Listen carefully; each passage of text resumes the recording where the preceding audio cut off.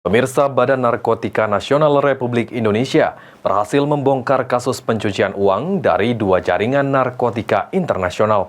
Selain mengamankan 4 orang, tersangka total aset senilai 64 miliar rupiah lebih disita.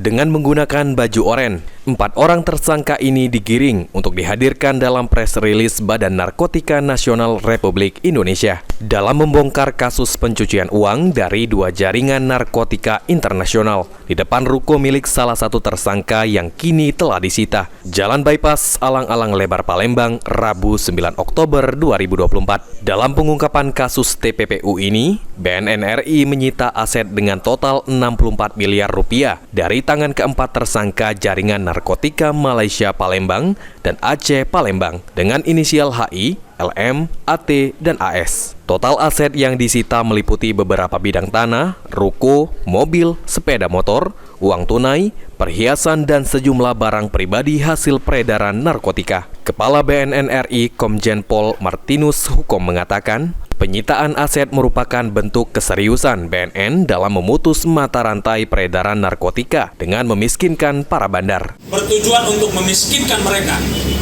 menghancurkan struktur patron mereka di dalam masyarakat, agar mereka tidak mampu lagi untuk melakukan, memperlanjutkan bisnis haram tersebut, dan juga memisahkan masyarakat dari pengaruh patronis mereka di dalam masyarakat.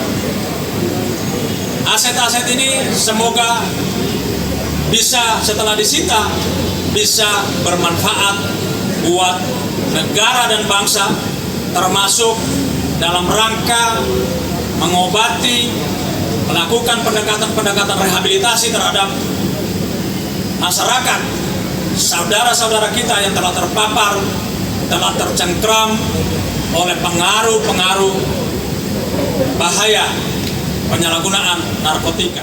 Badan Narkotika Nasional Republik Indonesia berharap masyarakat juga dapat turut berpartisipasi dalam menjaga diri dan lingkungannya untuk menciptakan Indonesia bersinar, bersih dari narkoba. Mulyadi, PAL TV.